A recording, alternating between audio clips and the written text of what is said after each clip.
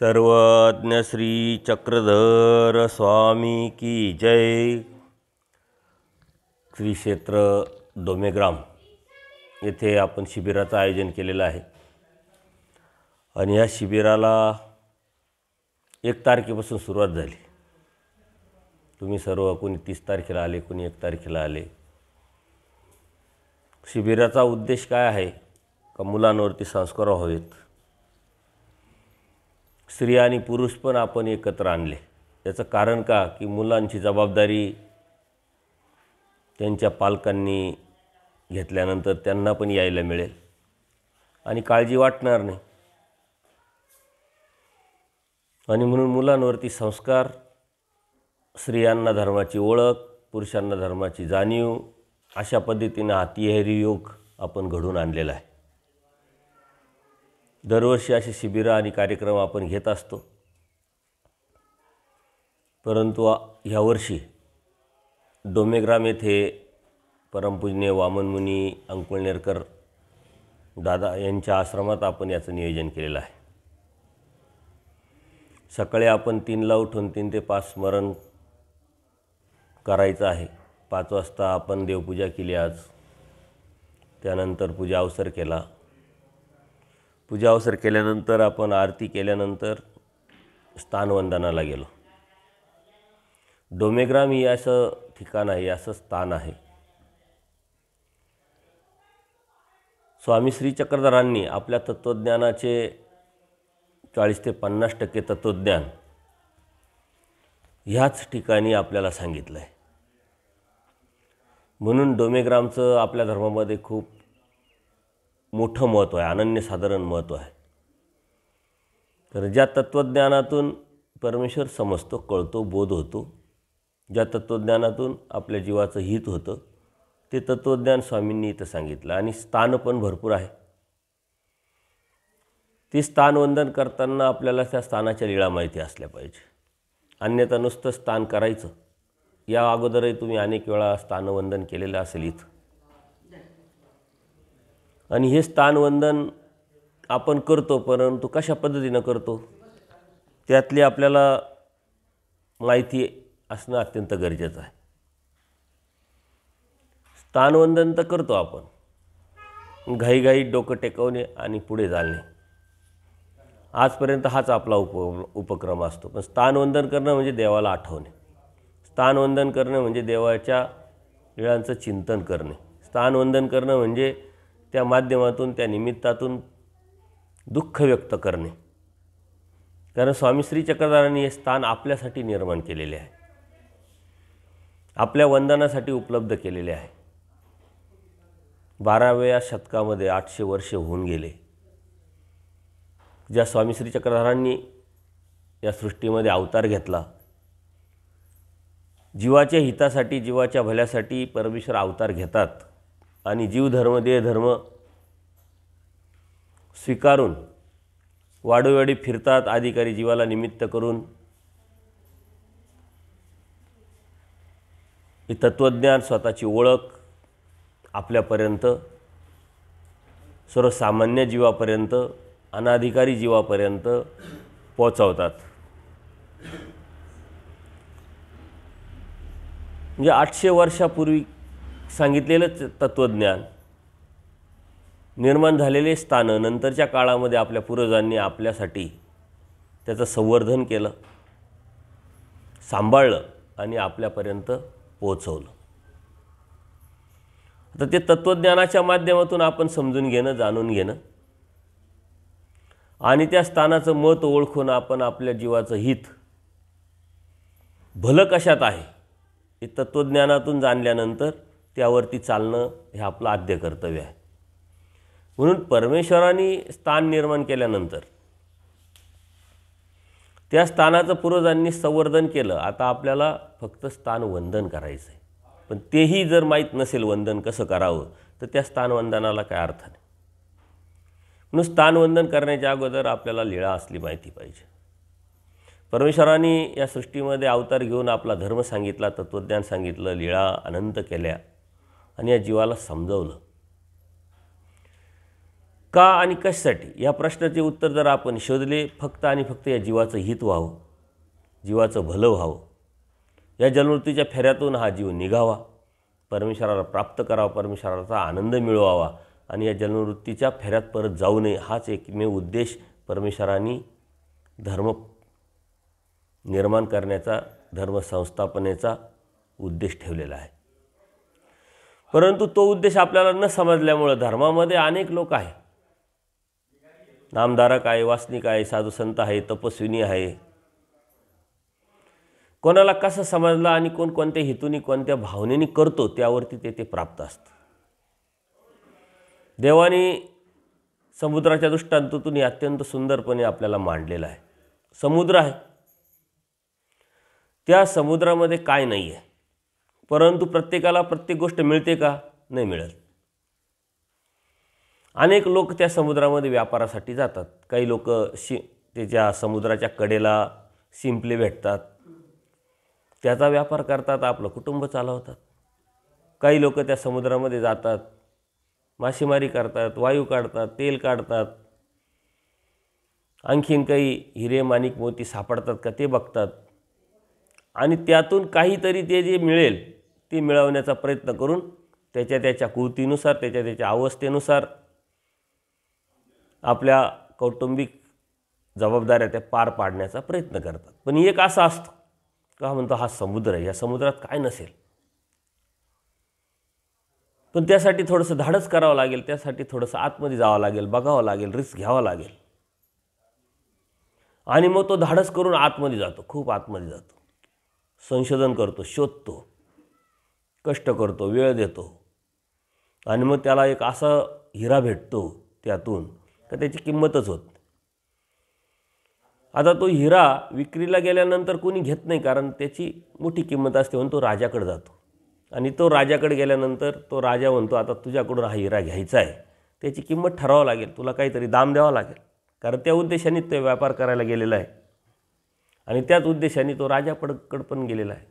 मग राजाने ते हिऱ्याची किंमत ओळखण्यासाठी, ते हिऱ्याची किंमत ठरवण्यासाठी जवाहीर असतात, जसा सोन्याची पारख करण्यासाठी सोनार असतात, तसं हिरे माणिक मोती याचं पारख करणारा जवाहीर म्हणतात त्याला बोलावतात.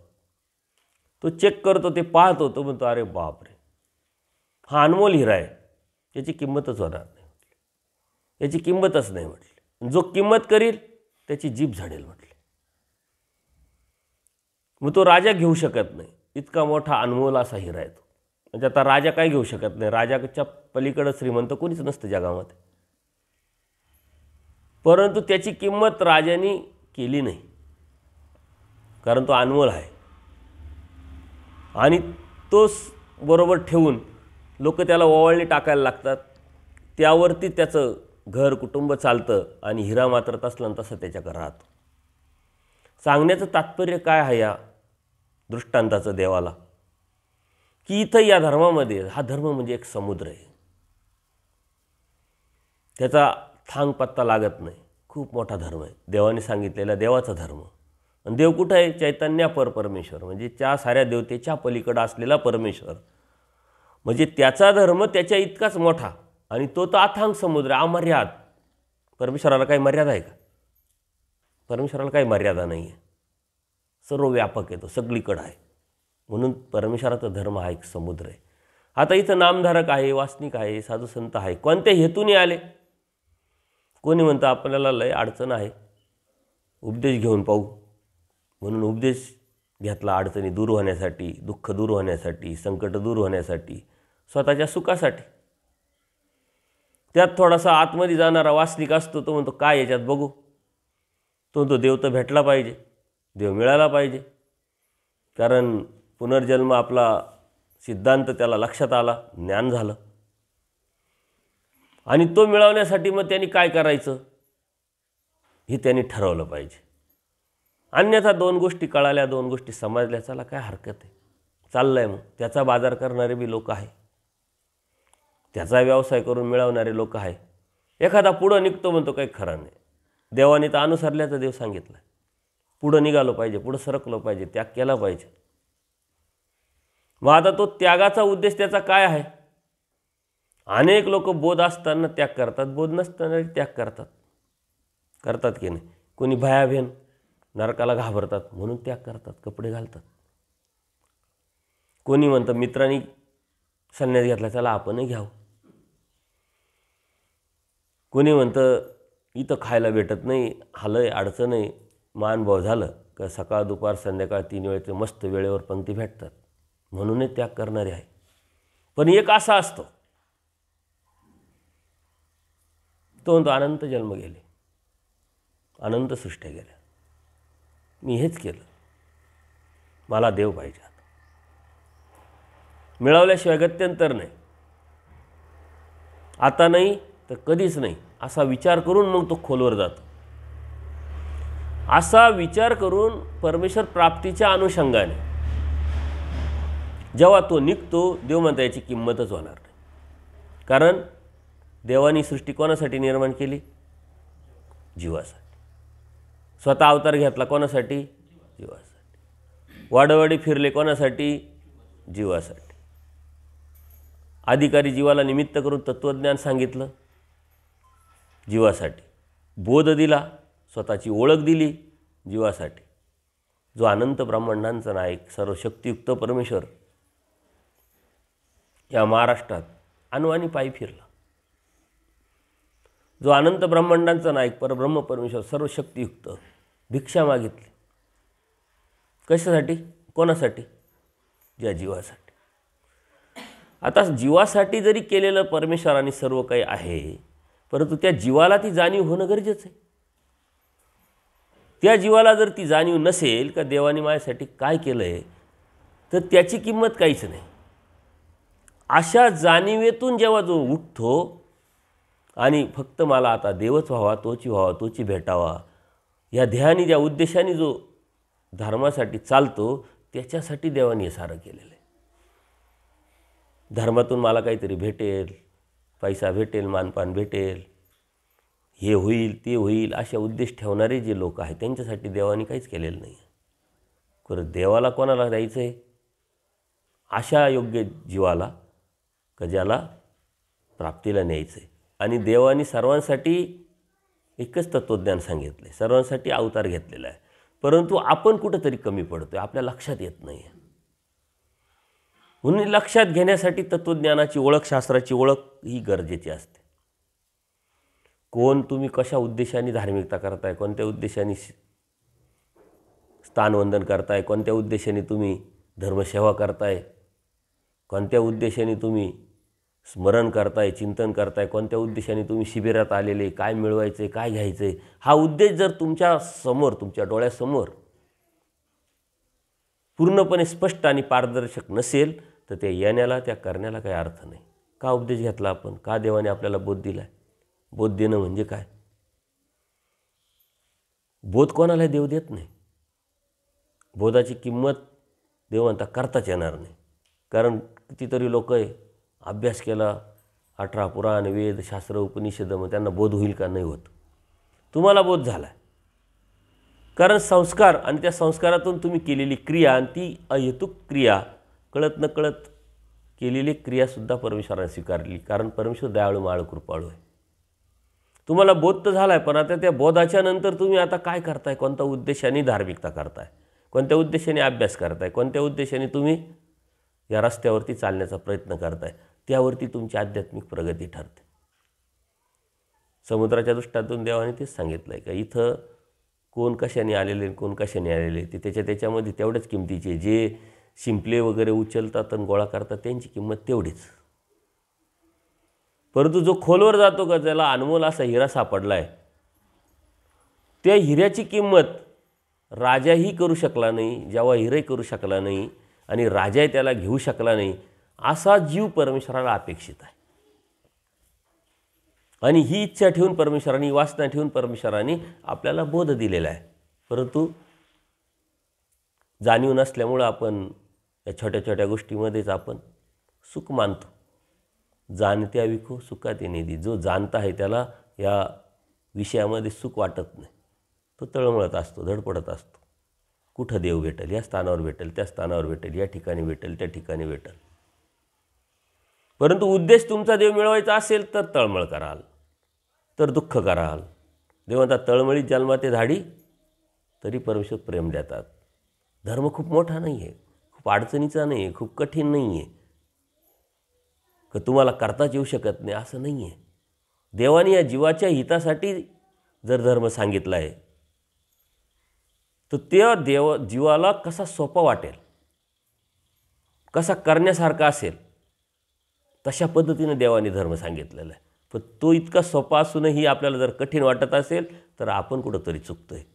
जसं आपल्या मुलाला काम सांगताना आपण काय करतो की त्याला झेप येईल, त्याला येईल, त्याला करता येईल अशा पद्धतीने सांगतो. अभ्यासाचं असेल, कामाचं असेल किंवा जे बी असेल ते. का तर आपण काळजी करतो, आपण विचार करतो, त्याचं हित पाहतो, त्याचं भलं पाहतो किंवा त्याची वरती आपलं प्रेम असतं. म्हणून देवाचं आपल्यावरती प्रेम आहे. परमेश्वराला ज्यावेळेस स्वतःचा आनंद देण्याची प्रवृत्ती होते त्यावेळेस परमेश्वर शोधणी करतात की हा जो आनंद आहे माझा घेण्याच्या कोण योग्यतेचा आहे, कोण पात्रतेचा, कोण घेऊ शकतो. देवतेकडे बघितलं, देवता तर त्या बंधनात आहे, नित्य बंधनात आहे, त्यामुळे त्या घेऊ शकत नाही. प्रपंचाकडे बघितलं, प्रपंच जड आहे, त्या घेऊ शकत नाही, तो घेऊ शकत नाही. राहिला जीव निरानंद आहे, जीव अनादि अविद्युक्त आहे, अनंत दोष त्याच्यामध्ये आहे, परंतु सर्वाधिकारी असल्यामुळं हा आनंद हा जीव घेऊ शकतो. आणि म्हणून परमेश्वराने या जीवाची निवड केली. देवतेच्या पलीकडची ताकद तुमच्यामध्ये आहे, प्रपंचाच्या पलीकडची ताकद तुमच्यामध्ये आहे, परंतु तुम्ही यातच जर अडकले तर ती ताकद तिची तुम्हाला जाणीव नसल्यामुळे तुम्ही त्याच्या पलीकडे जाऊ शकत नाही, त्याच्या पलीकडे बघू शकत नाही. म्हणून परमेश्वराने पलीकडचं बघायला लावलेलं आहे, अदृष्टपर, या भिंतीच्या पलीकडं हे पाहायला लावलेलं आहे. आणि ब्रह्मविद्याशास्त्र हे पाहायला शिकवतं. म्हणून आपण का आणि कशासाठी आलो याचं भान ठेवून, ध्येय ठेवून, आपल्याला काय घ्यायचं आहे हे लक्षात ठेवून धार्मिकता करायची. मग तो नामधारिक असेल, वासनिक असेल, साधुसंत असेल, मी असेल, कुणी असेल, जीव आहे. पहिलीतला विद्यार्थी असतो, दुसरीतला, 10वीतला असतो, कॉलेजचा असतो, परंतु ही प्रगती त्या विद्यार्थ्याने आपोआप झालेली आहे का त्याची? जो पहिलीतला गेला तो आपोआप 10वीत गेला का? नाही. आपोआप कॉलेजला गेला का? नाही. त्यांनी कष्ट केले, त्यांनी अभ्यास केला आहे, त्यांनी वेळ दिला आहे, पेपर सोडवला आहे, त्यातून ते पास झाले म्हणून ते पुढे गेले. तसं इथून सुद्धा जर प्रगती करायची असेल, नामधारकाला प्रगती करायची, तर त्यांनी हेतू क्लिअर केला पाहिजे. नामं तर भेटले, त्यांनी थोडासा अभ्यास करून मग वासनिक दशेत आलं पाहिजे. वासनिक दशेत आल्यानंतर तोची व्हावं, तोची भेटावं ही तळमळ जर असेल तर त्यांनी पुढं सरकलं पाहिजे, दीक्षित अवस्थेत आलं पाहिजे. दीक्षा काय आहे? दीक्षा ही काही भीतीदायक आहे का? नाही. ती सर्वात आनंददायक आहे, कारण परमेश्वराला प्राप्त करण्याच्या उद्देशाने त्या रस्त्यावरती टाकलेलं पहिलं पाऊल आहे. मग दीक्षित आहे, दीक्षा घेतली, मग देव भेटला का? नाही.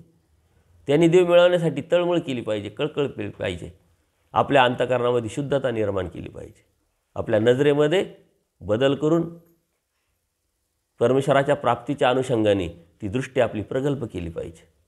हे शुद्धीकरण आहे. नुसतं दीक्षा घेतली लगेच देव भेटत नसतो, कपडे घातल्याने देव भेटत नसतो. करतो बाबा आम्ही आटनविजन करतो, भिक्षा मागतो, सर्व करतो, मग देव भेटतो का? तो एक भाग आहे. देवाने सांगितलेला समुद्र जर आपण बघायचा असेल तर समुद्राच्या एका कडेला तुम्ही जाल, मुंबईला जाल एका कडेला आणि तुम्ही म्हटले समुद्र बघितला, परंतु डहाणूला गेला तो समुद्र असतो, आंध्रामध्ये गेला तो समुद्र असतो. अरबी समुद्र किती मोठा आहे, त्यांना वाटतं का आमचा समुद्र आहे तो, आपला समुद्र आहे तो, असतो कोणाचा? तुम्ही जर फिरले असतील, गोव्याला तोच समुद्र आहे, मुंबईला तोच आहे, डहाणूला तोच आहे, आंध्रातही तोच आहे, सगळीकडे तोच आहे, भुज गुजरातला तोच आहे. समुद्र एकच आहे, तो सगळीकडे आहे. तसं धर्म परमेश्वराचा समुद्राच्या दृष्टांत सांगण्याचा उद्देश परमेश्वराचा तोच आहे की धर्म हा एक समुद्र आहे आणि त्यातले एक एक भाग घेऊन तुम्ही पळू राहिले का आम्हाला देव भेटला, आम्हाला देव समजला, आम्हाला देव होईल. तुम्हाला सर्व अंगाने समजून घ्यावं लागेल, जाणून घ्यावं लागेल, मग त्यावरती चालावं लागेल. आज आपण डोमेग्राममध्ये आहोत, डोमेग्रामच्या लीळा आपण बघणार आहोत. इथल्या लीळा अगाध आहे. एक लीळासुद्धा तुम्हाला देवापर्यंत पोहोचून नेऊ शकते, परंतु त्याच्या अगोदर आपलं ध्येय पक्क झालं पाहिजे. आपल्याला लिळा येत नाही असं नाही आहे, आपल्याला माहीत नाही असं नाही आहे, आपण स्थानवंदन करत नाही असं नाही आहे, आपण काही देवपूजा करत नाही असंही नाही आहे, आपण क्रिया करत नाही असंही नाही, आपण सारं करतो. परंतु हे सारं करत असताना तुम्हाला आत्मविश्वास आहे का देव होईल, देव भेटेल? हे सारं करत असताना जर तुमचा आत्मविश्वास नसेल तर मग आपण कुठेतरी चुकतो. आणि सारं जर करतोय तर देव भेटायलाच पाहिजे ही गॅरंटी असेल तर मग आपण योग्य रस्त्यावर आहोत. आपल्या मनामध्ये आत्मविश्वास निर्माण झाला पाहिजे, होकारात्मक विचार निर्माण झाला पाहिजे की ज्या अर्थी मला देवाने बोध दिला, ज्या अर्थी मला देव समजला, कळाला, नाम दिलं, त्या अर्थी मला देव मिळणार आहे, भेटणार आहे. मग आता त्याच्यासाठी काय काय करावं लागेल, देवाने काय काय सांगितलेले ते समजून घेणं आपलं काम आहे. आणि ते समजून घेऊन त्यावरती कसं चालता येईल, किती चालता येईल. सर्वच काहीच होत नाही, 100% कोणालाही मार्क पेटत नाही. एखादा असतो तो 100%वाला, परंतु 35% पास होणारा माणूस आहे, 40% पास होतो, 50% पास होतो. मग आपल्याला किती करता येईल, किती करण्याचा आपण प्रयत्न करणं हे अत्यंत महत्त्वाचं आहे. आपण शास्त्रात जात नाही, शास्त्रातलं देवाने म्हणितलं ते लक्षात येत नाही आणि म्हणून आपण करण्याचा प्रयत्न करत नाही. आपण थांबून गेलेलो आहे. हे न थांबण्यासाठी आपल्याला ह्या इथल्या लीलांचं जर चिंतन केलं आपण तर आपल्या लक्षात येईल. राजमठ आपण केला नाही, तुम्ही करून आले असते सकाळी, परंतु ती राजमठ स्वामी श्री चक्रधाऱ्यांनी इथं एका जीवाला बोध दिला आणि तो ज्याला बोध दिला ते जे बोधवंत आहे ते नंतर अनुसरले ते आपल्याला निमित्त आहे, आपल्या धर्माला निमित्त आहे. देवाने काय म्हणतात, निमित्त मानिचे आहे की नाही. आणि म्हणून राजमठामध्ये परमेश्वर एकदा सकाळी पूर्ण स्नान संध्या वगैरे करून प्रसन्न नजरेने अत्यंत सौंदर्याचा स्वीकार करून परमेश्वर बसलेले आहे. पूजनीय माईंभट 18 पुराण, वेद, शास्त्र, उपनिषद सर्व जाणते, ज्ञान झालेले त्यांना. परंतु ज्ञानामध्ये फरक असतो हे मात्र त्यांना माहीत नाही आहे. त्यांना वाटतं ज्ञान झालं, याच्या व्यतिरिक्त पलीकडं काहीच नाही आहे आणि याच्या पलीकडं खूप काय आहे हे जेव्हा आपण समजून घेऊ तेव्हा लक्षात येईल. आपण सुद्धा असंच करतो, आपण म्हणतो जे करतो तेच धर्म आहे, त्याच्या पलीकडं काय हे आपण शोधतो, समजतो, जाणतो तेव्हाच आपल्याला कळेल. आपण पलीकडे जातच नाही, पलीकडे शोधण्याचा, पलीकडे पाहण्याचा प्रयत्न करत, कारण तेवढी ताकद नाही आपल्या बुद्धीची. पलीकडचं आपल्याला कळायला पाहिजे, पलीकडचं समजलं पाहिजे. पलीकडचं म्हणजे देवाकडचं, देवाच्या जवळचं, देवाच्या कडेचं, देवाच्या प्रवृत्तीचं, देवाच्या हेतूचं आपण आपल्या पद्धतीने विचार करतो. पूजनीय माईंभटांचे जे सासरे होते गणपत आपयो, ते मामा पण होते आणि गुरु पण होते, असे तिहेरी त्यांचं नातं होतं.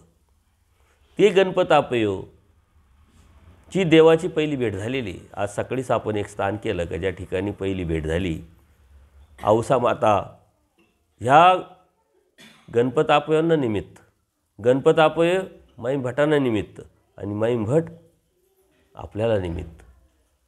माईंभटांना सुद्धा लीळाचरित्र निर्माण करायला आचार्य निमित्त. म्हणून ही शृंखला खूप मोठी आहे. बघा, गणपत आपयांचा जर विचार केला तर त्यांनी पूजनीय माईंभटांना इथपर्यंत आणलं. ते तर अनुसरले नाही, ते तर देवाला मिळू शकले नाही. नंतरच्या काळात त्यांनी जे केलं असेल त्यातून कणवेतून देवाने काय दिलं असेल ते आपल्याला माहीत नाही. त्यांना तर कुष्ठरोग झाला होता आणि तो कुष्ठरोग फेडण्यासाठी देवाकडे येतात. देव म्हणतात, देवाला ते सांगतात आमचा कुष्ठरोग फेडा. म्हणले येतं अनुसारा. म्हणले का? अनुसरणाव्यतिरिक्त कुष्ठरोग तुम्ही फेडू शकत नाही का?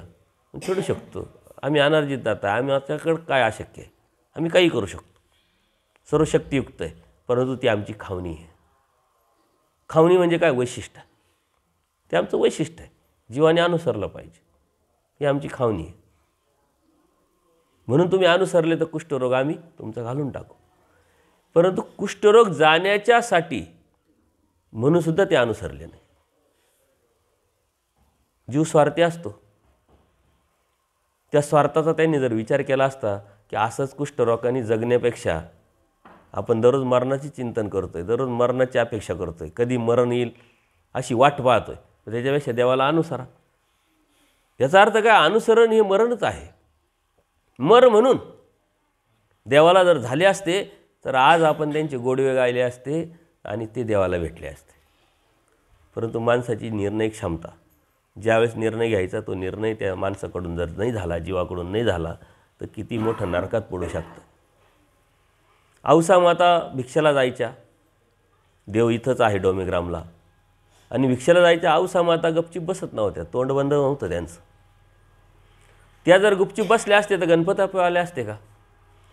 आपण साऱ्या गोष्टी गप्पा मारतो बघा, राजकारणावरती, याच्या त्याच्यावरती, भावबंधांवरती. देवावरती कधी बोलतो का? नाही. देवाचं आपल्याला सांगता येत नाही, काही देवावर काही सांगता येत नाही बाबा. देवाचं कोणी सांगायला भेटला तर आपल्याला ऐकण्याची इच्छा होत नाही, कंटाळा येतो, त्रास होतो, झोप येते, कंबर दुखतं. पण औसा माता वेदवंत होत्या, आवडीच्या होत्या.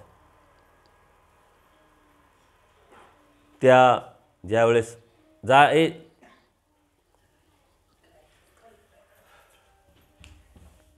औसा माता वेदवंत असल्यामुळं थोड्या बडबड्या पण होत्या, पुरुषी. त्यांचा पाठीमागचा इतिहास आपण जर बघितला तर ते खऱ्या अर्थाने पुरुषार्थाने जगल्या. पूर्वी काय व्हायचं की बाल वयामध्ये लग्न व्हायचे, रोगराग यायचे, आजारी व्हायचे, माणसं मरायचे, मग विधवा व्हायच्या. तशा औसा विधवा झाल्या होत्या. पण एक मुलगा होता औसांना. त्या औसांना जो मुलगा होता त्या मुलासाठी त्या राहिल्या, लहानसं मोठं केलं, कष्ट केलं. आपणही आता बघतो, आया जबाबदाऱ्या पाडतात. त्यांनी त्याला लहानसं मोठं केलं, त्याचं लग्न लावून दिलं. आता त्यावेळेस काही असं दुसरी काही सिस्टम नव्हती. म्हणजे विधवा बाया त्यांनी काय करायचं, देवदेव धर्म करायचा, आपलं धार्मिकता करायची, पुण्य करायचं, काही कोणाला देता येत असेल दान करायचं. म्हणून एकदा असेच अन्य एक साधू त्यांच्या घरी काही भिक्षेला आले आणि औसांनी काही धान्य घेतलं आणि त्याला वाढलं. तो मुलगा आला, म्हणे तू कोणाला विचारून वाढलं? तू हेच जर नुसतं वाटतच राहिलं, आम्ही कष्ट करतो, आम्ही कामं करतो, आम्ही मिळवत आणायचे आणि तुम्ही वाटून द्यायचं. या अनुभव आपल्याला प्रत्येकाला आहे घराघरामध्ये. जोपर्यंत तुमचं चालतं आहे तोपर्यंत तुमची दादागिरी, तोपर्यंत तुमचं चालतं आहे तोपर्यंत तुमचे निर्णय. पण एकदा का तुमचं चालणं कमी झालं का मग आपल्याला त्यांच्या बंधनात जावं लागतं. मग मुलं असतील, सुना असतील किंवा आणखीन कोणी असेल. ते तिला खटकलं, याला लहानसं मोठं मी केलं, त्याचं लग्न मी केलं, हा माझा मुलगा आहे ना, हा म्हणतो कोणाला विचारलं. जर मला त्यांना विचारून जर दान देत असेल तर मग तुझ्या संसाराला बी लात आणि तुझ्या घरालाही लात. त्याग केला. परत पाठीमागं फिरून औसा मातेने बघितलंच नाही. औसा देवाकडं आल्या. इथून पुढचं औसा मातेचं सर्व चरित्र आपल्याला माहीत आहे. परंतु पाठीमागं त्यांचा मुलगा भेटायला आला, औसाला भेटायला आला, औसा घरी गेल्या, असं काही चरित्रात नाही. इतर जे सद्भक्त आहे आपले या चरित्रामध्ये, त्यांचं पाठीमागचं बॅकग्राऊंड, त्यांचं पाठीमागचं जे आहे त्याचा उल्लेख येतो. मुलांचे नाव येतात, नातेवाईकांचे नावं येतात, किंवा हे पण कधीतरी घरी गेलेले असतात. काही देवाने आचार्यांना घरी पाठवलं, पूजनीय माईम भट घरी गेले, व्यापार करायचे, सर्व आहे. परंतु औसा मातेचं मात्र दिसत नाही. अशा त्या औसा वेदवंत, आणि त्या आल्या बी काही कोणीतरी जीवाला आणलेच नाही त्यांना.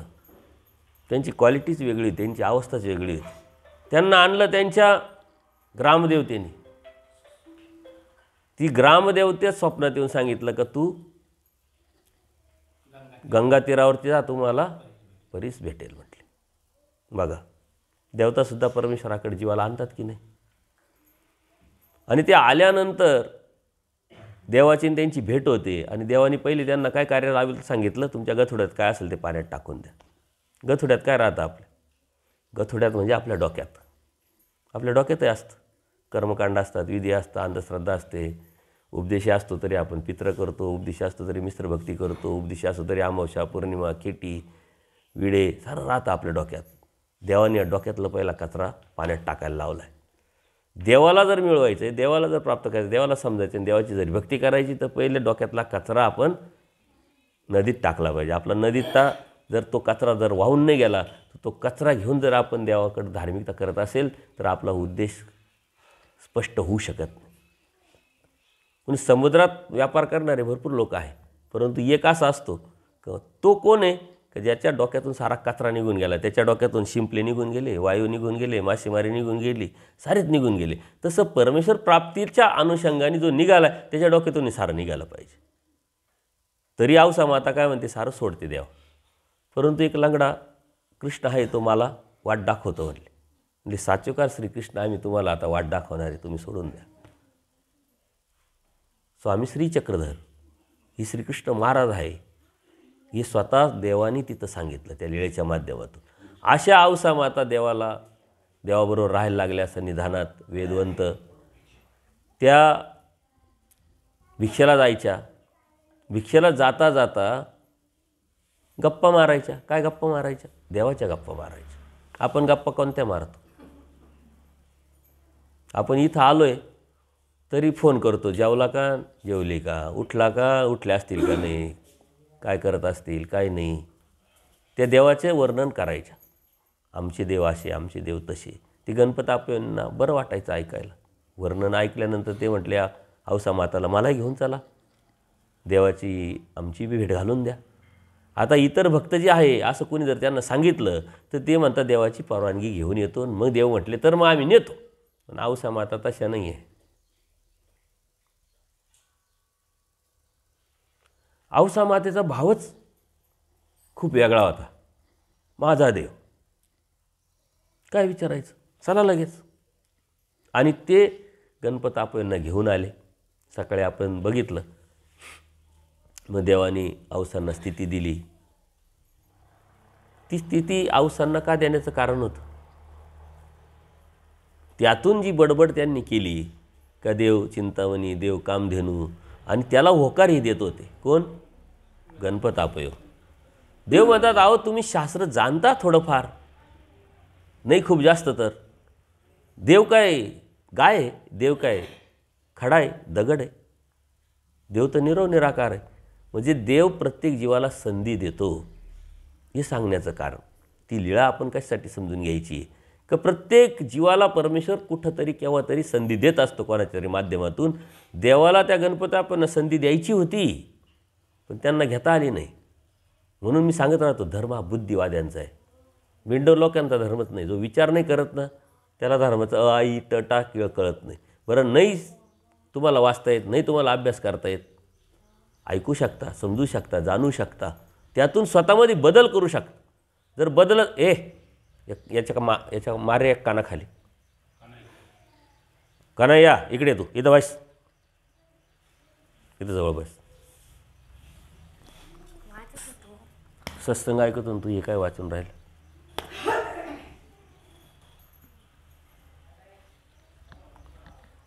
तर परमेश्वराने सांगितला धर्म हा बुद्धिवाद्यांचा, विचार करणाऱ्याचा. मग आता त्याच्यासाठी काय खूप मोठं शिकावं लागेल, खूप कॉलेजला जावं लागेल, डिग्री घ्यावं लागेल असं नाही. बुद्धिवाद्य म्हणजे काय? विचार आपण करत नाही का? विचार आपण खूप करतो. संसारात कमी विचार केला का आपण? प्रत्येक गोष्टीला आपण डोकं लावतो, प्रत्येक गोष्टीचा विचार करतो. पण धर्मात विचार करायचं म्हटलं की आपण थांबून जातो. देवानी गणपती आपण तिथं संधी दिली. नंतर कुष्ठरोग कर्मवश आहे त्यांना मिळाला, तो घालवण्याची बी संधी परमेश्वर म्हणता तुम्ही अनुसरा, लगेच घालवतो. तरी पण ते अनुसरले नाही.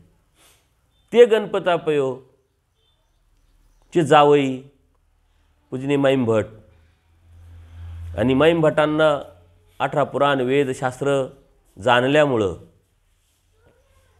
त्यांना गर्व झाला आहे, अहंकार झाला आहे का माझ्यासारखा ज्ञानी कोणीच नाही, पंडित कोणीच नाही. आणि त्यांना काळजी वाटते, कारण मुलगी दिली, जावई आहे, भाचा आहे, शिष्य आहे, काळजी वाटते. आणि मग देवाची त्यांची गणपतापांची अगोदर भेट झालेली असल्यामुळे या माध्यमातून औसांच्या, ते म्हटले तुम्ही स्वामी श्री चक्रधर किंवा श्री चांगदेव राऊळांना भेटा. आता यांना अहंकार झाल्यामुळे ते म्हणते त्यांना संस्कृत येतं का, ते विद्वान आहे का, ते कोण आहे, काय आहे, ते माझ्याशी बोलू शकाल का? शकतील का? नाही, ते आम्ही काही माहीत नाही. ते मराठी मात्र सुंदर बोलतात. मराठीत बोलतात, मग काय बोलतील माझ्याशी? परंतु यांची खुमखुमी काय होती, यांचा अहंकार काय होता की मी हरवेल. मग ते आले हरवलाच. म्हणजे ठीक आहे, तुम्ही जेव्हा घेऊन जाल तेव्हा मला न्या. एक वेळ अशीच वेळ येते, त्यांना काही कामानिमित्त डोमेग्रामला यायचं असतं. यावेळेस ही व्यापारी पेठ असते आणि मग ते घेऊन येतात. घेऊन आल्यानंतर देवाची त्यांची भेट होते. सकाळी देव सुंदरपैकी सर्व करून बसलेले असतात. देव तर सर्वज्ञ, देवाला माहिती आहे आज कोण येणार आहे, काय येणार आहे, कशा पद्धतीचं बसायचं, कशा पद्धतीचा पेहराव घ्यायचा.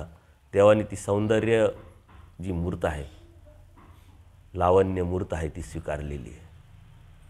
येताना आता हे विचार करता आलेले, कारण त्यांना हरवायचं आहे. वादस्थळ नावाचं एक स्थळ असतं, त्यांनी म्हणजे वाद घालायचा. त्याचा असा प्रश्न असं असं उत्तर, त्याचा असा प्रश्न असं उत्तर. त्या वादस्थळाचं त्यांनी अभ्यास केलेला असं, ते चिंतन करत करत आले का वाद कसा घालायचा ही आयडिया त्यातून. पण देवाकडे जेव्हा बघितलं, ती सौंदर्य असं बघितलं, तर ते गप्प झाले. ते विसरूनच गेले का मी कशाला आलो. अहंकारामध्ये अज्ञान असतं आणि अज्ञानातून अहंकार जो आहे त्याच्यामध्ये नम्रता नसते. ते पूजनीय माईम भट आले त्यावेळी देवाला त्यांनी दंडोत पण घातला नाही. कर प्रणिपात असं झुकायचं थोडंसं आणि बसले. बसल्यानंतर ते पाहतच राहिले श्रीमूर्त. अशी श्रीमूर्त मला कधी पाहायला भेटेल, अशी वासना आपण करावी, असं दुःख आपण करावं, चिंतन करावं. आपल्याकडं ते आपण छोट्या छोट्या गोष्टीतूनच बावचळून जातो. देवाने मला हे दिलं, मला देवाने ते दिलं, आपण थांबून जातो. आणि ती श्रीमूर्त बघितल्यानंतर ते गप्प होतात. मग देवानी चर्चा करायला सुरुवात होते. देव म्हणतात, का हो 18 पुराण, वेद, शास्त्र, भास्कर शास्त्र सर्व तुम्हाला तर येतं आहे, ज्ञात आहे, पण संस्कृती छेद म्हणजे जन्ममृत्यूचा रोग जाईल असं काही तुमच्याकडे आहे, तुम्ही अभ्यास केला आहे? म्हणजे त्यात काय. त्यांना तो प्रश्न अत्यंत छोटा वाटला. ते देवाला उत्तर देतात, प्रत्युत्तर देतात का मग तुम्हाला जर या छोट्या प्रश्नाचं उत्तर माहीत नसेल तर तुम्ही हे सारं रूप जे घेतले त्यांना, कारण त्यांना बोध नाही आहे. ते काय समजत आहे, एक संन्यासी आहे, एक गोसावी आहे, म्हणून देवाकडे ते पाहत आहे. मग तुम्ही त्याग कशासाठी केला, संन्यास कशासाठी घातला? आता देवानी जे प्रश्न पूजनीय माईम भटांना विचारलं, माईम भटांच्या मनात जे आलं ते अप्रत्यक्षरित्या देवाने आपल्याला सांगितलं आहे. तुम्ही कपडे तर घातले, केस तर काढले, टकलं तर केलं, कशासाठी घेतलं? जर तुम्हाला एवढं माहीत नसेल तर काहीतरी तर कळायला पाहिजे. तुम्ही नाम घेतलं आहे, अभ्यास करताय, मग तेवढंही माहीत नसेल तर काय उपयोगाचं? आणि म्हणून त्या पद्धतीनं देवाने त्यांना कसं समजावलं हे आपण समजून घेणं हे अत्यंत गरजेचं. ते काय म्हणतात की त्यात काय विशेष आहे. ते बाईसा ऐकते, बाईसाला राग येतो, कारण बाईसा प्रेमी भक्त आहे. त्यांच्या माध्यमातून त्यांनी जे दोष जोडलेले होते ते देव नासवतात. बाईसा मात्र पट्टा सुरू झाला, ती गप्पच बसे ना. मग बाईसांना सुद्धा आठवण करून द्यावं लागली का तुम्ही काय केलं म्हटले, तुम्ही आम्हाला 3 दिवस काय केलं म्हटले, पायपुसण्यावर बसायला लावलं, अपमान केला आमचा. तेव्हा त्या म्हटले गप्प बसा, देवा देवा देवा नको नको, कारण पोळल्या. आणि मग देवाने एक सिद्धांत सांगितलं, जीवाला स्वतःहून ज्ञान काही संभवत नाही. आपल्याला स्वतःहून ज्ञान नाही होऊ शकत. आपली इच्छा असली पाहिजे, आपला प्रयत्न असला पाहिजे, आपली भावना असली पाहिजे, आपलं उद्देश तो असला पाहिजे का मला काहीतरी समजावं आणि त्या समजण्यातून मी उठावं. आपण फक्त करतोय, करायचं म्हणून करतोय, दिवस जात नाही म्हणून करणारे भरपूर आहे. मग तो उद्देश नसला पाहिजे. देव मिळावा हा उद्देश आपला असला पाहिजे. सकाळी उठायचं आहे देव मिळवण्यासाठी, झोपायचं आहे देव मिळवण्यासाठी, काय जे बी करायचं ते देव मिळवण्यासाठी. परंतु संसारातल्या माणसांच्या डोक्यात राहतं का एवढं? ते तर काही राहत नाही. परंतु देव समजला आहे, देव कळाला आहे, तो मिळवण्यासाठीच हे लक्षात घ्यायचं. आणि मग त्यांनी सिद्धांत सांगितला कर्माचा. काय म्हणे, कर्म करायचे चांगले, त्या कर्मातून काय होईल म्हटले, अंतःकरण शुद्ध होईल, मग ज्ञान होईल, ज्ञानातून मग वैराग्य प्राप्त होईल आणि मग परमेश्वराची प्राप्ती होईल. पण देवाने सांगितलं नित्यकर्म निमित्तिक कर्म. या लीळा तुम्हाला सर्व माहीत असल्यामुळं मी थोडंसं पुढं घेतो आहे. नित्यकर्म नित्यकर्माला जातं, निमित्तिक कर्म फळाला जातं, शिल्लकच नाही राहत, देव होणार कसं? परंतु पूजनीय माईम भटांनी त्यातून एक सिद्धांत सांगितला, चांगलं कर्म, चांगल्या कर्मातून काय होईल, अंतःकरण शुद्ध होईल. तसं आपण चांगला विचार करून धार्मिकता जर केली, संत सामुग्री मिळून आपण धार्मिकता जर केली, तर आपलंसुद्धा अंतःकरण शुद्ध होतं. आपलं अंतःकरण शुद्ध होत नाही. आपण नामधारक होतो, 20 वर्ष झाली उपदेश घेतला, वासनिक दशेत गेलो 10 वर्ष, कपडे घातले तरी अंतःकरण शुद्ध नाही, दुसऱ्याविषयी चांगला विचार नाही, दुसऱ्याविषयी मनात भावना, शंका, कुशंका येत असेल तर देव म्हणता परमप्रीती करा. ती परमप्रीतीच आपल्याच्यानी होत नसेल ते अंतःकरण शुद्ध नाही याचा अर्थ. येथीचा म्हणजे स्वामी श्री चक्रांचा हा परिवारातला कोणी असो घटक, त्याच्याविषयी एक आपलेपण निर्माण झालं पाहिजे, एक प्रेम असलं पाहिजे. देव म्हणतात हे एकमेका भेटल्याचा पाडू जाय. आपण एकमेकाला भेटलो तर देव भेटण्याचं गोमटं पण कसं भेटायचं या सिस्टममध्ये बसलो तर ते भेटणे. नुसतंच भेटणं काय उपयोगाचं? प्रेम नाही, आपलेपणा नाही, अंतःकरण शुद्ध नाही, काय उपयोगाचं? म्हणजे अंतःकरण जर शुद्ध झालं तरच ज्ञान होत असतं, आणि ज्ञान झालं तर वैराग्य प्राप्त होत असतं, विरक्ती येत असते. हा कर्मराहाटीचा सिद्धांत त्यांनी सांगितला, परंतु तो दैवराहाटीत आपल्याला लावता येईल. चांगलं, त्यातून अंतःकरण, मग त्यातून ज्ञान, त्यातून विरक्ती. ज्ञानाच्या नंतर विरक्ती यायला पाहिजे. ज्ञानाच्या नंतर जर विरक्ती येत नसेल तर ज्ञान नाही. ज्ञान नाही याचा अर्थ अंतःकरण शुद्ध नाही. अंतःकरण शुद्ध नाही याचा अर्थ याचे कर्म तशा पद्धतीचे नाही. सिद्धांत आपल्याला देवाने सांगितलेले असतात, त्यातून आपण शिकायचं असतं. नुसतंच वाचायचं नसतं. आपण वाचतो, आपल्याला लीळा येतात, लीळा सांगता येतात, ऐकता येतात, परंतु आपण शिकलो काय त्यात? आणि देवाने पूजनीय माईंभटांना सांगितलं सिद्धांत, एका परमेश्वराशिवाय देव भेटत नसतो म्हटले. एके परमेश्वर विना, मग त्या एका परमेश्वराशिवाय जर भेटत नाही तर मग तो परमेश्वर तर निरोनिराय काय म्हटले. मग देवाने सांगितली पुरी प्रकरण, तिथं 6वे साकार पुरी प्रकरण म्हणून घेतलं ना सकाळी तुमच्याकडून. ते पाठ करायचं आहे, उद्या मला सांगायचं आहे. ते म्हटले एका परमेश्वराशिवाय देव भेटू शकत नाही. कोणत्याही देवतेच्या कोणत्याही कर्माने, कोणत्याही विधीनी, कोणत्याही कर्मकांडाने, कोणत्या अंधश्रद्धेने कवने करणे मुंचीचे ना भेटू शकत नाही या सृष्टीमध्ये. आता आपली सृष्टी कोणती आहे? आपलं जग, आपलं जीवन, आपलं कुटुंब, हेच आपली सृष्टी. इथून आपल्याला भेटू शकत नाही. सृष्टी तर लय लांब आहे, 500 कोटी योजनाची सृष्टी. तिचा विचार काय करता? आपल्याला तालुक्याच्या बाहेरचं माहीत नाही, जिल्ह्याच्या बाहेरचं माहीत नाही, एवढ्या सृष्टीचा काय विचार करता? आपली सृष्टी काय, आपलं जग काय, आपलं कुटुंब. इथं आपल्याला देव भेटणार नाही याचा विचार करायचा. इथून बाहेर पडावं लागेल. या जगाच्या बाहेर आपलं जग तेवढंच राहतं. आपल्या जगात ते म्हणतात ना, सरड्याचा धाव कुठपर्यंत, कुंपणापर्यंत, आपली तिथपर्यंतच राहते. एवढा मोठा विचार आपल्या डोक्यामध्ये कधीच येत नाही. आणि मग देवाने ते सांगितलं का तुला तो निरोधारी निराकार असला पण 6वे साकार होतो, तो अवतरतो. माईंभटांनी सांगितलं तुमच्याच्याने अवतर, तुमच्याच्याने मुक्ती ना आमच्याच्याने मुक्ती का नाही म्हणते? स्वभाव प्रकटला, तो स्वभाव झालं पाहिजे. सो भाव जो आपण नैसर्गिकरित्या जी बी गोष्ट करतो त्यातून परमेश्वराच्या प्राप्तीचे रस्ते आपल्याला खुले होत असतात. आपण कृत्रिमपणे करतो, ओढून ताडून उठायचं, ओढून ताडून देवपूजा करायची, ओढून ताडून आरती करायची, ओढून ताडून खेटी घालायच्या, ओढून ताडून शिबिराला आले आले आले सांगतील सांगतील, करतील करतील, ओढून ताडून नाही. उत्साह दुसरीकडं गप्पा मारायला बघा किती उत्साह. पण शिबिर घ्यायचं आहे, उत्साह. वेळ झाली कोणता, तो उत्साह. काय ऐकायला भेटेल, तो उत्साह. काय मनात प्रश्न ते क्लिअर करायचं, तो उत्साह. उत्साह नाही आपला. देवाधर्माच्या बाबतीत उत्साह नाही, बाकी सगळीकडे उत्साह आपला. तो उत्साह जेव्हा आपण इथं निर्माण करू आणि उत्साह निर्माण होईल आतून, तो आपोआप उत्साह निर्माण होण्याच्या गोळ्या नाही भेटणार तुम्हाला मेडिकलमध्ये, इंजेक्शन नाही भेटणार, किंवा असं टॉनिक एखादं पाण्यात टाकून प्यायचं आणि लगेच उत्साह आला असं नाही होत. उत्साह हा जाणीवेचा आहे, जाणीवेतून येत राहतो. तोची व्हावं तोची भेटावं हा जेव्हा भाव तुमच्यात निर्माण होईल अंतःकरण शुद्धच्या माध्यमातून, तेव्हाच ते प्राप्त होत असतं. पूजनीय माईंभट्ट खूप श्रीमंत होते, 60 भाज्या खायच्या एका वेळेस म्हटले. आपल्याकडे तर तसं पाहायला गेलं तर काहीच नाही आहे. 4-5 डाबड्यालासुद्धा आपण श्रीमंती समजतो. परंतु त्या श्रीमंतीच्या माध्यमातून त्यांना जी श्रीमंती भेटली, जी इस्टेट भेटली, त्याची त्यांना जाणीव झाली. देवाने त्यांना बोध दिला आणि त्या बोधाच्या माध्यमातून 1 वर्षानंतर ते अनुसरले. लगेच अनुसरले नाही, एवढे ज्ञानी होते तरी, बोध देवाकडून झाला तरी त्यांनी नियोजन केलं असेल ना. तुम्हाला नियोजन करावं लागेल. बरं, नियोजन करायला तुमच्या हातातच काही नाही. आता काय नियोजन करायचं सांगा बरं. ज्याच्या हातात हे नियोजन करायचं तो करू शकतो. परंतु पूजनीय माईम भटांनी नंतर जो बदल करून घेतला तो परमेश्वराला अपेक्षित. 60 भाज्या खाणारे ब्राह्मण नंतर भिक्षा मागायला लागले.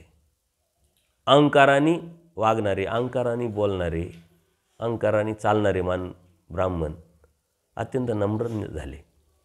रुद्रपूरला गेले. ते म्हटले आता त्यांचं गाव इथंच जवळ आहे, सराळे बेट म्हणून आपण ते रस्त्याने आलो बघा. ते श्रीमंत, त्यांना वाटलं आपण इथं जर अनुसरलो तर मला हे सोयरेधारे त्रास देतील. परंतु देवाच्या समर्थवादावरती निष्ठा ठेवून निघालं का काही कोणी त्रास देत नाही. देवाने त्यांना तसं सांगितलं, पण तुम्ही आले असे तुमचे सारं जे निरोध आहे तो आम्ही फेडला असता.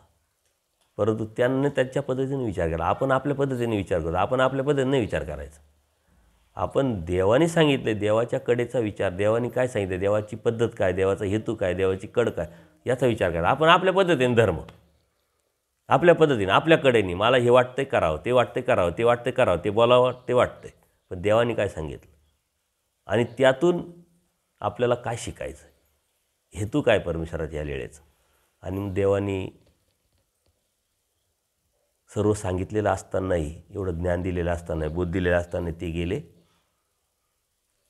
रुद्रपूरला गोविंदप्रभू बाबांकडं. त्यांनी ऐकलं होतं गोविंदप्रभू बाबा हे परमेश्वर अवतार तिथं आहे. गेल्यानंतर मग काय लगेच अनुसरण. आत्ताच्या अनुसरणासारखे काही नाही, बँडबाजा नाही, कार्यक्रम नाही, काहीच नाही. एक गुळाची भेली देवाकडून ऐकलं होतं ना, घेऊन गेले. गोविंदप्रभू बाबांनीसुद्धा माई आई येईल म्हटली. तिथं त्यांना बी कळालं, सर्वज्ञ गुळाची वेली स्वीकारली आणि तिथं लगेच त्यांचा व्यापार सुरू झाला. पण सहजासहजी झाला का तो व्यापार? जाताना एका मातंगाला विचारलं देव कुठे आहे. त्या मातंगाने देव दाखवला म्हणून त्या मातंगाला नम्रपणे दंडोत केला. आपल्याला एकामेकाला दंडोत घालायची लाज वाटते, ती काहावला का नाही, करावा का नाही. कोणी असलं दंडोत घातला पाहिजे. आपण दंडोत घालायचं, भिक्षुक असो, नामधारक असो, वासनिक असो, नम्रतेने, आपलेपणाने, आतून. जर खरंच आतून नसेल तर काही घालू नका, आतून असेल तर घाला. आपलेपणाने, प्रेमाने. आपला स्वामी चक्रांचा ह्या परिवारातला आहे. त्यांना दंडोत घातला. तिथं त्यांनी काय स्वीकारलं? व्यापार, सेवा. कोणता व्यापार? बायांचा व्यापार. ज्या चुलीवरती गोविंदप्रभू बाबाचं पचन पाचन व्हायचं त्याचा राख काढण्याचा व्यापार. तिथे त्यांनी व्यापार केला, कारण व्यावसायिक होते ना. तिथे व्यापार केला, ते बी सोन्याचा व्यापार, उच्च दर्जाचा, परंतु धर्मासाठी. आपल्यामध्ये बदल आपण करायचा आहे. कसा करायचा आहे याच्यासाठी लीळा समजून घेऊन, उमजून घेऊन त्यातून शिकायचं आहे. अन्यथा आपण 50 वर्ष झाले, 20 वर्ष झाले, 10 वर्ष झाले, उपदेशी आहे, नामधारक आहे, वासनिक आहे, किंवा मी पण कपडे घातले, पण माझ्यात मी जर बदलच नाही करून घेतला तर देव काय कळणार, देव काय समजणार. उद्देश काय माझा, ध्येय काय, त्यावरती बदल अवलंबून असतो. आणि परमेश्वराला बदलाचीच अपेक्षा असते. काल जसं होतं तसं आज नाही, आज जसं आहे तसं उद्या नाही, उद्या जसं आहे तसं परवा नाही.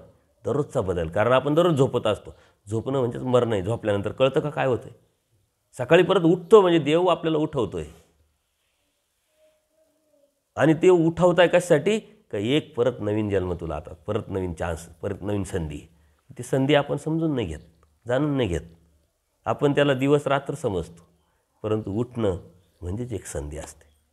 त्यासाठी आपलं जीवनही वेगळं असलं पाहिजे, उत्साह वेगळा असला पाहिजे. धर्माच्या अनुषंगाने काल नाही भेटला आज भेटेल अशी अपेक्षा करून आपण झोपलो पाहिजे.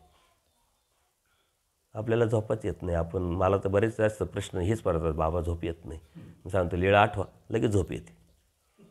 लीळा आठवता आठवता झोप यायला नाही पाहिजे, कारण झोप उडाली पाहिजे. परंतु लीळा आठवता आपल्याला झोपा येतात. आणि बाकीच्या गोष्टी संसाराच्या मनात मन माळका करायला तर आपल्याला झोप उडून जाते. आपली तेच करत राहतो, रात्रभर तळमळत राहतो. पडल्याबरोबर झोप आली पाहिजे. 3ला आपलं जाग आली पाहिजे. जाग आल्यानंतर स्मरण केलं पाहिजे. स्मरणाला उठलो आहे, परत झोपलं नाही पाहिजे, नाही तर काहीच उपयोगाचं नाही. तुम्ही स्मरण करायला उठले 1 तास आणि परत झोपले. निदान शिबिराला आलेल्या लोकांनी तरी, घरात तर तुमचं शक्य नाही 3 तास, मग 4ला उठा किंवा 5ला उठा. पण 5ला उठले का परत झोपायचं नाही, 4ला उठले का परत झोपायचं नाही, 3ला उठलं तरी झोपायचं नाही. लगेच झोप लागून जाते. कारण डोळे बंद केले तर अडचण, उघडे ठेवले तरी अडचण. उघडे तर लोक दिसत आहे, कोण झोपत आहे, कोण उठत आहे, कोण पाहत, कोण कोण घोरत आहे, आणि बंद केले तर झोप येते. याचा अर्थ काय? तुम्ही स्मरण करत नाही, तुम्ही फक्त गाठी वाढता, मनी वाढता. कोरडं स्मरण तुम्हाला झोप देऊन राहील. झोप उडाली पाहिजे असं स्मरण असलं पाहिजे. ते देवाला आठवणं कशा पद्धतीचं आहे, देवाने सांगितलं नाम, लीळा, मूर्ती, चेष्टा, त्या पद्धतीनं त्या सिस्टमनी केलं पाहिजे. ती सिस्टम आपण वापरत नाही. लीळा आपल्यासमोर आली पाहिजे, त्याचा भाग आपण झालं पाहिजे, त्याचं दुःख आपल्या मनामध्ये आलं पाहिजे.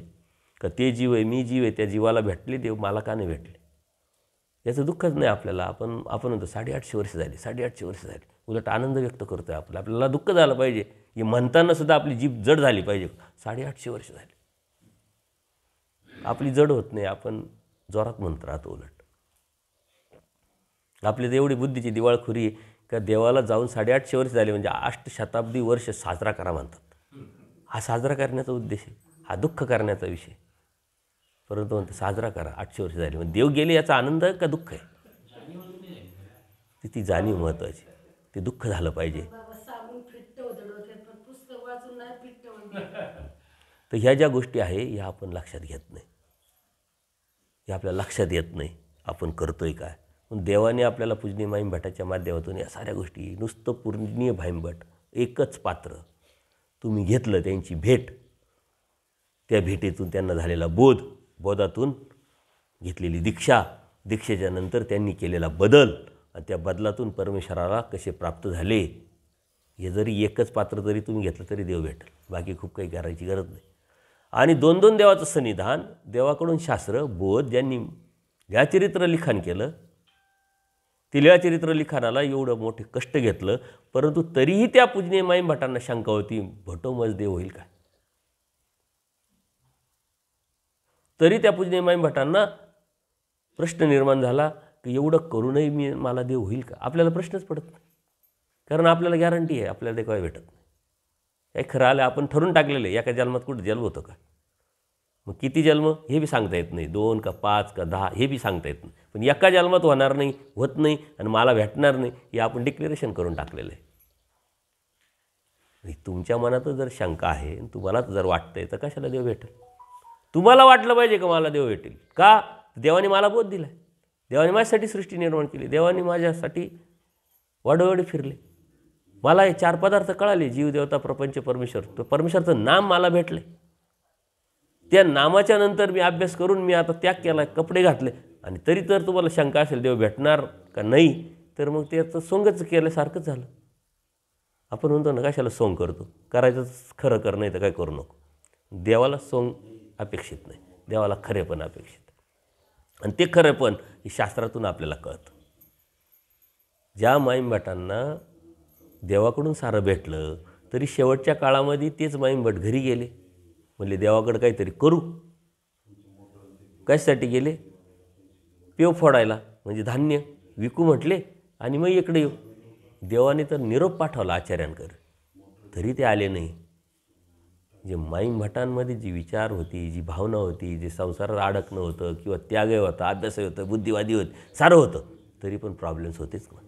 तसं आपल्यामध्ये हजारो प्रॉब्लेम असू शकतात, त्यात काहीच कारण नाही, पण त्याच्यावरती मात आपल्याला करता आली पाहिजे. जेव्हा माईमभट आजारी पडले, त्यांना असं वाटलं की आता आपला शेवटचा काळ आलेला आहे, त्या पूजनीय माईमभट महादाईसांनीच त्यांची सोन्याची बुंदी होती ती गाण ठेवली, म्हटली मला आचार्यांकडे घेऊन चाला. त्यावेळेस काय आपल्यासारख्या गाड्या नव्हत्या. आता आपल्याकडे AC गाड्या राहतात, तरी थकून येतो 4 स्थानं करून आल्यानंतर सुद्धा. मग ते गेल्यानंतर जेव्हा पालखीत नेलं, खाली पाय ठेवता आचार्य समोर आले, आणि लगेच दमच नाही, लगेच वेळच नाही, लगेच म्हणतो भटोमज देव होईल काय. आता आचार्यांना अचानक आलेला प्रश्न, त्यांना वाटतं काय असं कसं काय अचानक यांच्या मनात यावं, म्हणून ते गप्प बसले. यांना अधिक दुःख झालं. ज्या अर्थी आचार्य गप्प बसले त्या अर्थी मला देव होणार नाही, दुःख करायला लागले. मग ते दुःख करायला लागल्यानंतर आचार्यांनी सांगितलं का भटो तुम्हाला देव होणार नाही तर कोणाला होईल. आणि त्यावेळीची गोष्ट सांगितली, त्यावेळीची लीळा सांगितली, आठवण करून दिली का ज्यावेळेस तुम्ही आले तुम्हाला बोध झाला, परंतु तुम्ही यायचे. मी व्यापारासाठी बाजारात गेलो तर तुम्ही आलेले होते, आणि तुम्ही म्हटले पण होते का मी येतो देवाला भेटायला, पण तुम्ही आले नाही. तुमच्यासाठी थोडा अवसर आम्ही लेट केला, पण तुम्ही आले नाही. मी देवाला विचारलं की तुमचं माई आलं नाही. देवाने जे स्टेटमेंट दिलं त्याच्यावरून तुम्हाला 100% देव होईल. देव काय म्हणतात, जो येऊ जाणे तो येईल म्हणे. म्हणजे गॅरंटी, देवानी गॅरंटी दिली होती पूजनीय माई भटांच्या बाबतीत का ते येणार आहे, ते येतील. आणि येणार आहे म्हणून कसं यायचं हे त्यांना माहिती पण आहे. तशी आपल्याविषयी देवाला गॅरंटी आहे का? गॅरंटी नाही म्हणून तर आपण 850 वर्ष झाले. महाराष्ट्र देवाने सोडून दिला का, तर कणवेचा एकही जीव राहिला नव्हता. आणि एवढ्या वर्षानंतरही आपल्याला कशाचं दुःख नाही आहे. देव हवा अशी अपेक्षा नाही, अभिलाषा नाही, दुःखही नाही आहे. आपण सण साजरे करतो त्याच्या बाबतीत. म्हणून आचार्यांनी मग त्यांना ती सांगितलं की अहो 100% तुम्हाला देव होईल, कारण देवानीच असं सांगितलं होतं. मग त्यांना धीर दिला, धीर आला आणि त्यांनी त्यांचं देहावसन सोडलं. त्या माईमभटांना बोध ह्या डोमेग्राममध्ये झाला. त्या माईमभटांना शास्त्र ह्या डोमेग्राममध्ये देवाने सांगितलं.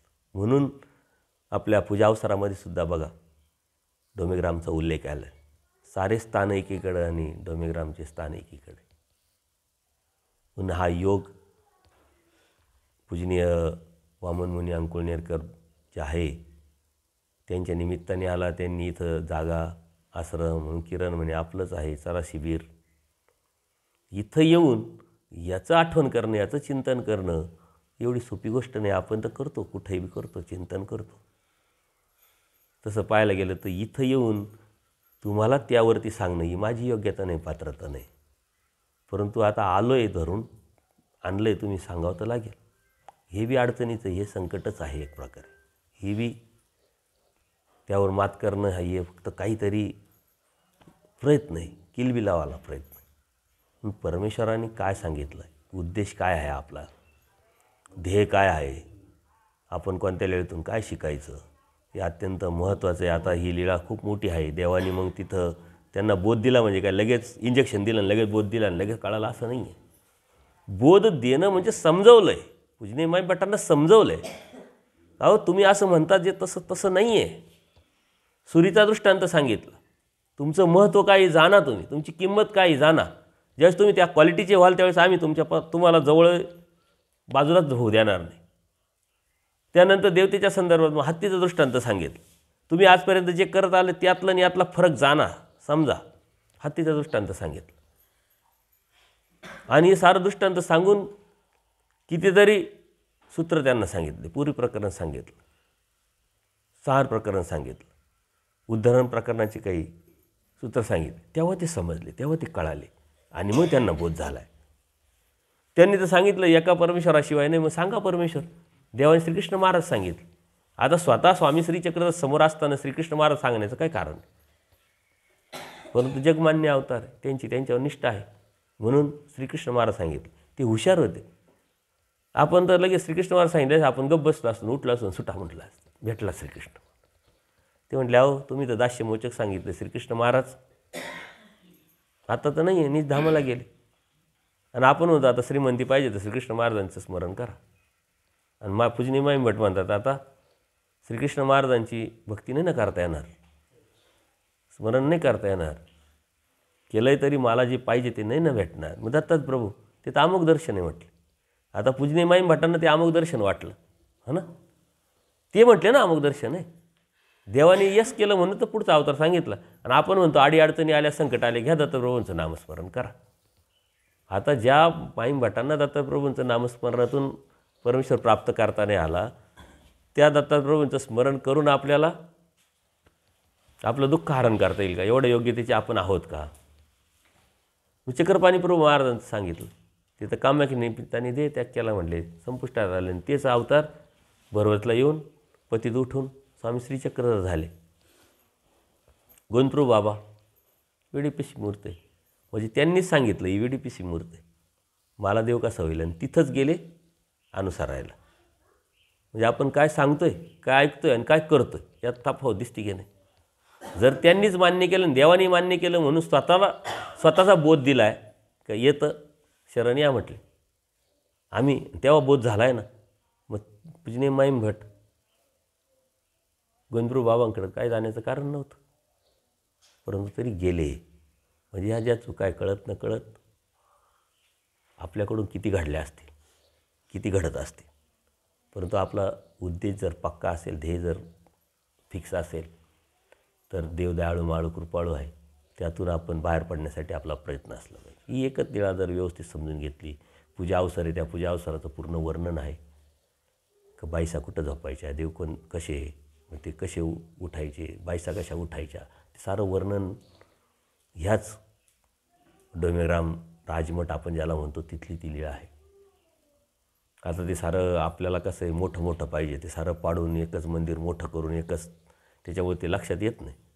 3 मठ आहे, पूर्वाभिमुख, उत्तराभिमुख, दक्षिणाभिमुख, ते आपल्याला लक्षातच येत नाही. कारण ते तसं नाही आहे.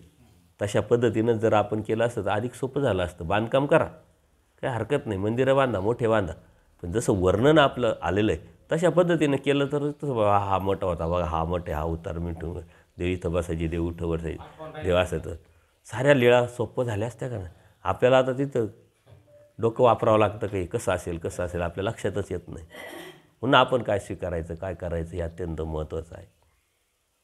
इथं डोमेग्रामला अनंत लीळा आहे, कितीतरी लीळा आहे, परंतु काही मोजक्या लीळांना आपण स्पर्श करणार आहोत. आणि त्यातून आपण काय शिकायचं, आणि त्यातून आपण काय घ्यायचं, आणि आपल्या जीवनामध्ये कसा बदल करायचा. आणि बदल जर होत नसेल आपल्या जीवनात तर देव आपल्यापासून कितीतरी लांब आहे. तुम्हाला बोध झाला आहे, देव कळाला, नामं आहे, सर्व आहे, खूप लांब आहे. तुम्ही काय ना आम्ही काय.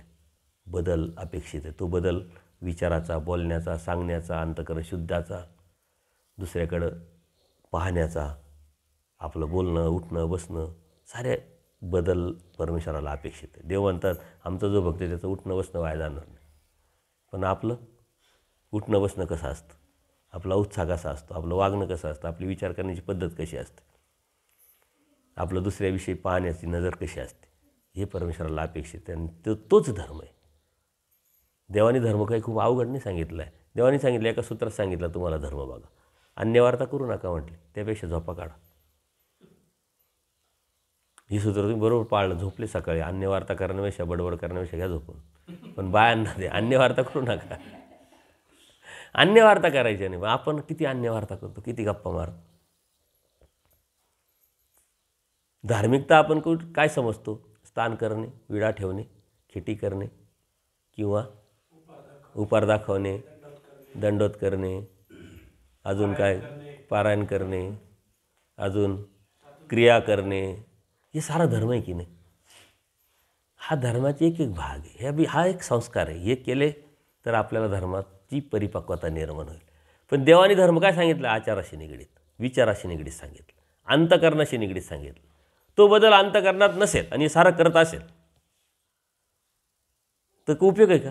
पण जर अंतःकरणात शुद्धता असेल आणि यातलं काही नाही केलं किंवा एखादं कमी केलं, 2 केले तरी काही फरक पडत नाही, 100% देव भेट. पण हे सारं करतोय पण अंतराची शुद्धता नाही, विचाराची शुद्धता नाही, तुमच्या आचाराच्या बाजूने पावलं नाही, देव मिळवण्याच्या उद्देशाने तुमचं वागणं नाही, राहणं नाही, उठणं नाही, बसणं नाही, तर काय उपयोग नाही. यातल्या एखादी गोष्ट कमी केली नाही, 4 गोष्टी कमी केल्या तरी देव मिळण्यासाठी अडचणीची ठरणार नाही. परंतु या साऱ्या करत्या आहेत, परंतु देवाने जे सांगितले ते जर ऐकलं नाही, देव काय म्हणता, म्हणितलं ते कीच, आज्ञाप्रतिपालन, ते आपण जर ऐकलं नाही देवाचं. पण देवाचं ऐकतसाठी देवाने काय सांगितलं हे तर समजायला लागेल. त्यासाठी अभ्यास, त्यासाठी वाचन. पण वाचन काय आपण करत नाही का, आपण करतो, वाचन करतो, लीळाचरित्र वाचतो, सूत्रपाठ वाचतो. परंतु देवाने जे सांगितले ते म्हणितलं करण्याची हिंमत, म्हणितलं करण्याची इच्छा, प्रवृत्ती जर आपली झाली तर असं समजायचं का देव आपल्याला मिळवायचं, किंवा आपल्याला देव मिळणार आहे, किंवा देव मिळवण्यासाठीच आपलं हे सारं चाललं आहे. पण त्यात जर बदल होत नसेल, परिणाम होत नसेल, आपण आचाराच्या बाजूने विचार करत नसेल तर देव मिळवण्यासाठी चालू नाही आहे. मग आपलं ते याच्यामध्येच आपण खुशीत आहे. ते तो एक काय करतो, समुद्राच्या बाजूला शिंपले गोळा करतो, त्याच्यात तो खुश आहे की नाही. तसं आपणही धर्माच्या आजूबाजूला जाऊन आपल्याला सांसारिक सुख मिळत आहे, बरं वाटते, हे वाटते, मान पान पैसा अडका सारं, त्याच्यातच आपण खुश आहे. मग देव म्हणतात तुला जे काय पाहिजे सकळ विषय अवस्था, परमेश्वर काय म्हणतात सकळ विषय अवस्था आम्ही करतो. मग तुमचं तसं मागणी तशी पुरवठा, तुम्हाला काय आहे, तुमची वासना काय, तुमचा हेतू काय, तुमची भावना काय, तुम्हाला काय मिळवायचं, देव म्हणतात आम्ही देतो, सगळ्यांची विषय अवस्था आम्हीच करतो म्हटलं. मग देव मिळवायचा असेल तर ती बी व्यवस्था देवाने केली, आणि देवाव्यतिरिक्त काही मिळवायचं असेल ती बी व्यवस्था देवाने केलेली. मग आपल्याला आता काय मिळवायचं याच्यावरतून साऱ्या गोष्टी अवलंबून आहे. तुमच्या मनात बरेच प्रश्न असतील, परंतु आता सुरुवात झालेली आहे. दुपारी 4 वाजता का 5 वाजता? 3:30 ते 5 मग 4 ते 5 घेऊ आपण. 4ला कमी होतं, नाही तर 5 ते 6, 3:30 ते 5 प्रश्न उत्तर. ठीक आहे. तर दुपारी 3:30 वाजता वरती सत्र होईल. इथं काय कोणी येत राहतं, डिस्टर्ब होतो. देव करायला लोक येतात, आपल्याला काही थांबता येत नाही. आपल्यामुळे त्यांना त्रास नको. ज्याला यायचं, ज्याला प्रेम आहे तो वरती येऊन जाईल, पण वेळ अत्यंत महत्त्वाचा. आज पहिला दिवस होता म्हणून ठीक आहे, पण उद्या 3ला उठल्यानंतर झोपायचं नाही. कंबर दुखत आहे, पाठीला लावू शकता. कंबर दुखतं आहे, उभे राहू शकता. कंबर दुखतं आहे, फिरत फिरत स्मरण करू शकता, पण झोपायचं नाही. 5ला खाली बरोबर यायचं. उद्या 5ला हा दरवाजा बंद राहील. जे नाही आले वेळेत त्यांना देवपूजा करता येणार नाही, पुढचं अवसर करता येणार नाही. वेळेला महत्त्व. वेळ पकडली नाही म्हणून तर अनंत जन्म वाया गेले, अंधसृष्ट्या वाया गेल्या, अनंत नरक आपल्याला प्राप्त झाले ना. आजही वेळ पकडत नसाल तर मग देव कुठं भेटणार? देव कसं समजणार? देव नसं कळणार. तर 5 वाजता बरोबर इथं यायचं आहे, देवपूजा करायची. आजचं जे शेड्यूल प्रमाणे केलं तशाच पद्धतीनं आपण करणार आहोत. आणि संध्याकाळीसुद्धा जेवणं वेळेत, पूजा अवसर वेळेत सारं झालं की मग संध्याकाळी परत 8 ते 9 आपण बसणार आहे. मग त्यावेळी फक्त प्रश्न उत्तरतात. तुमचा प्रश्न चालू, सत्र चालू. प्रश्न थांबले, सत्र बंद. हां, वासनिक सत्र आहे संध्याकाळी, बरोबर. त्याच्यामुळंच दुपारी प्रश्न उत्तरं घेऊन टाकू आपण. तर वासनिक सत्र राहील. तर त्या वासनिक सत्रामध्ये मग तुम्ही बोलू शकता. नाहीत आता नितीनदादा आले, किरणदादा आहे, अर्जुनदादा आहे, बाकीचे अजूनही येणार आहे. तर त्यांना आपण, पूनमताई आता मागच्या वेळेस आल्या, तर त्या अभ्यासू आहे, तुम्ही करू शकता. किंवा आता जे तुम्हाला सांगण्यासारखं आहे की तुम्ही आपला मी उपदेशी कसे झाले, उपदेशी कसं झालो, योग कसा आला, मग आत्तापर्यंत काय समजलं, काय नाही समजलं, का समजलं तर आता पुढची काय वाटचाल, हे सारं तुम्ही आपली प्रतिक्रिया व्यक्त करू शकतात. अशा पद्धतीनं हे शिबिर आपलं चालू राहील, याचं लक्षात घ्या. मुलांवरती लक्ष ठेवा आणि मुलांनी बोलायचं नाही. सत्र चालू असताना गपचूप ऐकायचं. काय कळलं का नाही कळलं, एवढ्या मोठ्यांना कळलं का नाही कळलं ही शंका आहे. तुमचा काय विषय आला, परंतु बडबड नाही करायची. तुझाच प्रॉब्लेम आहे का नाही या. आज तर फक्त गपचूप बसवलं आहे. लक्षात घे. नीट ऐकायचं, शांततेने ऐकायचं, माझ्याकडं पाहत राहायचं. आलं लक्षात? चला. सर्वज्ञ श्री चक्रधर स्वामी की दंडवत हो.